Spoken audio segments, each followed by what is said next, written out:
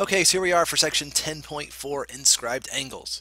This section is essentially using one theorem, or a couple definitions, and then really one theorem, and then kind of applications of that one theorem. So it's going to feel like a lot of material, but it's not. It's a lot of the same stuff over and over and over again. And you'll find when we go through the examples in class, we move through a lot of them fast because it's just doing the same thing over and over again. But anyway, we've found measures of interior angles of polygons before. We found measured of inscribed angles.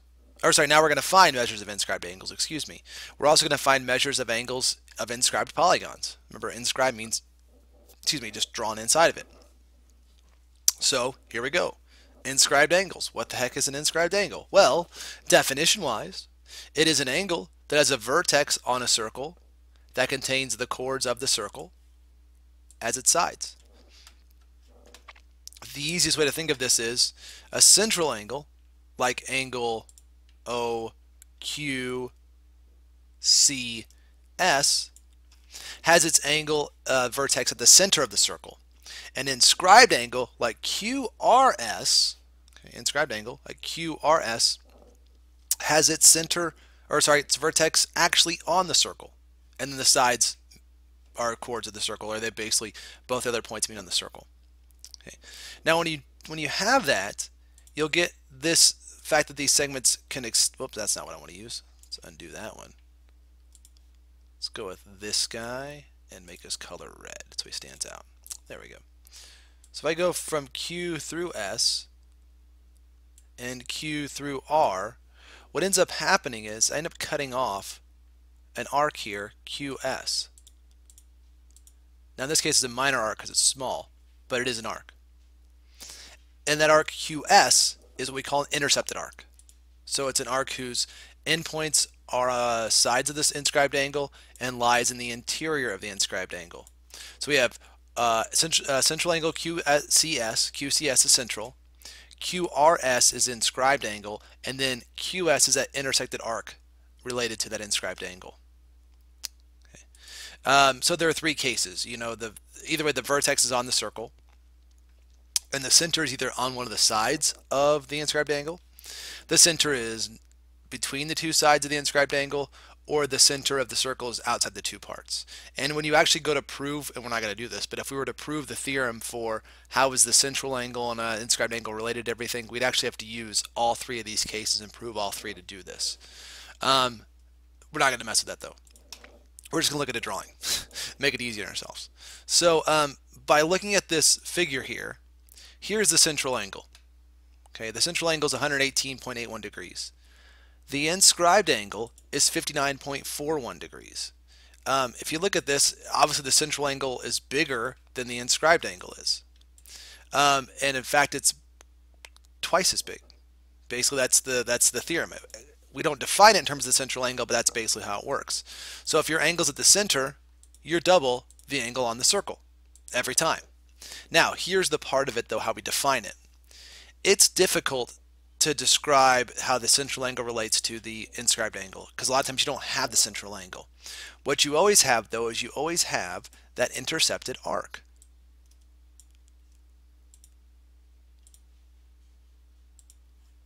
Okay, I always have algebra.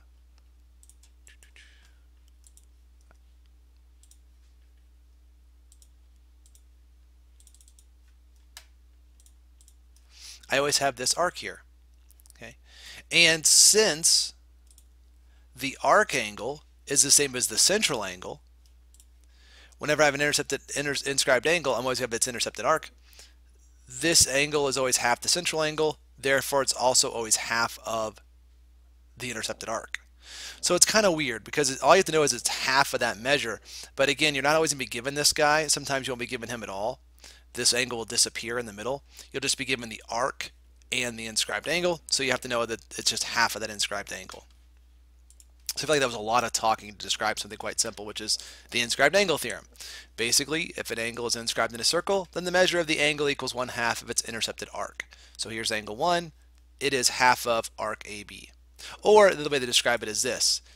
If you double angle 1, you'll get arc AB. Okay, so let me just show you through a problem first, and then we'll kind of get into it.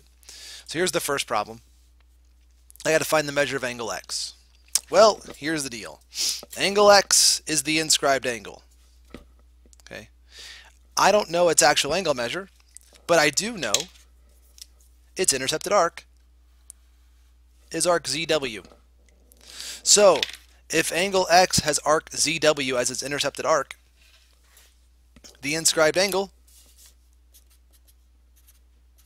is 1/2 of its arc. Okay. So that makes measure of angle X equal to 43 degrees. Okay.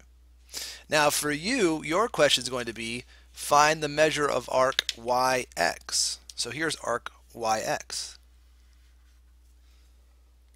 There we go.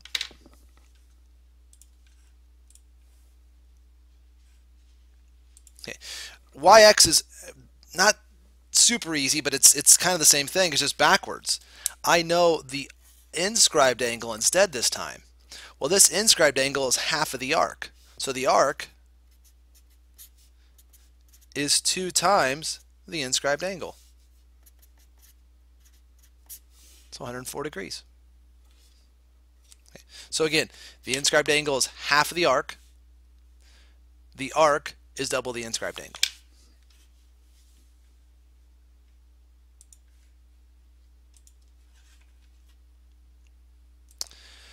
All right, so this next theorem is a nice easy one. Basically how it works is, hey, you've got two angles that are inscribed and they have the same arc, AD. Angle B and angle C both do. So since they have the same arc, those angles are congruent.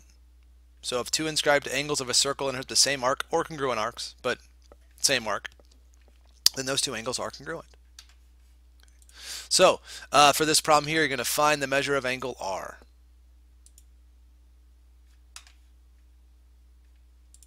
All right, so here we go. Hopefully you'd catch, hey, look at this. Both angle R and S, those two angles that are marked, have the exact same intercepted arc of QT. So if they have the same intercepted arc, 9x plus 2 has to equal 12x minus 13. Okay. So solve for x. Subtract 9x from both sides. Add 13. Divide by 3. X is 5. But the question is not what is x, the question is what is angle R. So plug 5 back in for x. That's 60. 60 minus 13 is 47 degrees.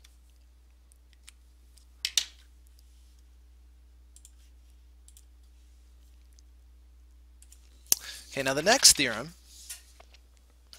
okay, theorem 10.8, is if you have an inscribed angle and it forms a triangle actually, so you really have an inscribed triangle.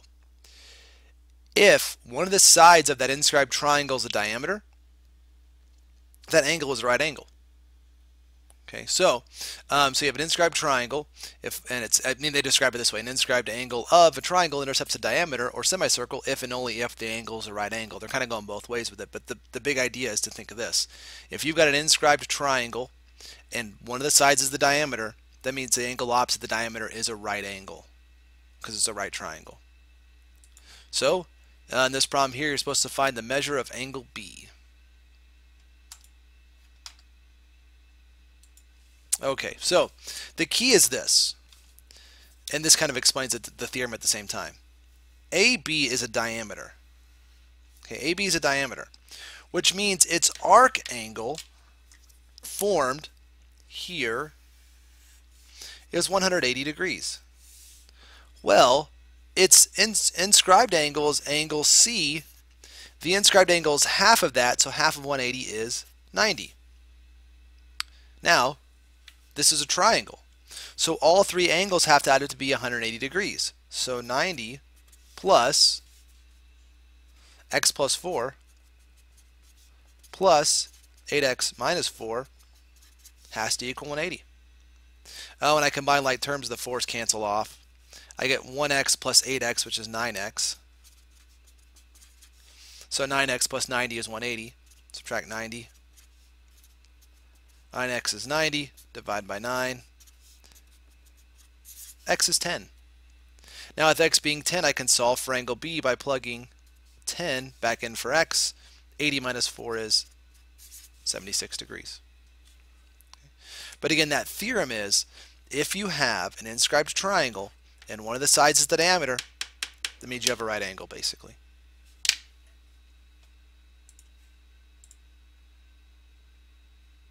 Okay, now the last theorem is a lot like that theorem we just did, except for this time it's with inscribed quadrilaterals. So, a lot of times people want to think that this theorem means if you have an inscribed quadrilateral, your opposite angles are supplementary, or sorry, are congruent. That like, oh, K and M are congruent and L and N are congruent. They're not. That's not what this is saying. What it's saying is they're supplementary. Okay, so let me show you kind of a visual of that. So you can see right here, angle beta and angle alpha, or F and D, they are not congruent. 100.09 does not equal 79.91. However, no matter what I do, when I move these two here, first of all, they don't change. I have to move these guys to make them change. But 90 plus 90, 180. 106.33 plus 73.67.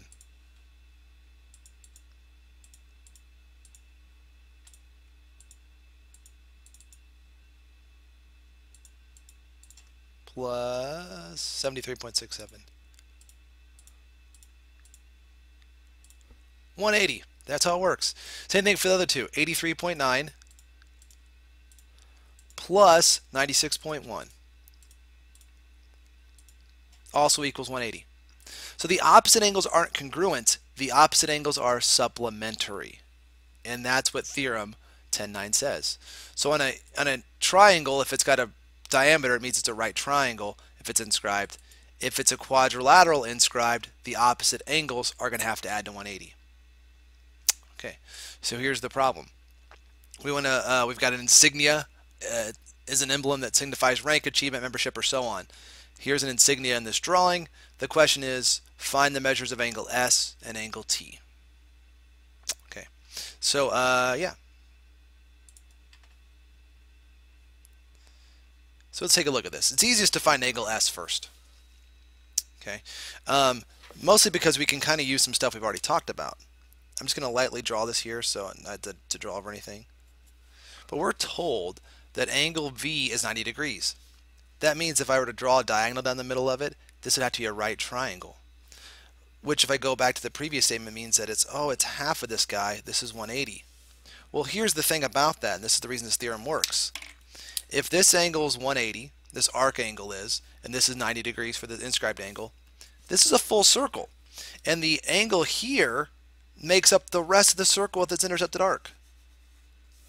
So this guy here, if he's 180, the rest of it has to be 180. Well, 180 plus 180 is 360, and that's how it always ends up working. These opposite arcs are always going to make up the full circle. So when you take half of that, the two angles together have to make up 180. So angle V plus angle S equals 180. Angle V is 90. So subtract 90. Angle S is 90 degrees. Okay. Same thing happens here. It's kind of hard to see because I've got stuff drawn on there. But here is for angle U. Okay, here is its arc. VTS. For angle T, its arc is VUS. Well, hey, look, those two arcs make up the full circle together, so they have to add together to be 180 for the arcs. But the inscribed angles are half of their arcs, so these two guys have to add up to be half of 360, which is 180. So T and U together are supplementary, so 8x plus 4 plus 14x equals 180. 8x plus 14 is 22x plus 4 equals 180. Subtract 4, 22x is 176. Divide by 22, we get x equals 8. Okay. Now that's not what they're wanting. They don't want the value of x. They want to know what's the measure of angle T. So T is 8 times x, which is 8 times 8, plus 4. So 64 plus 4 Measure of angle T is 68 degrees. Okay. And so that's really the end of section 10.4.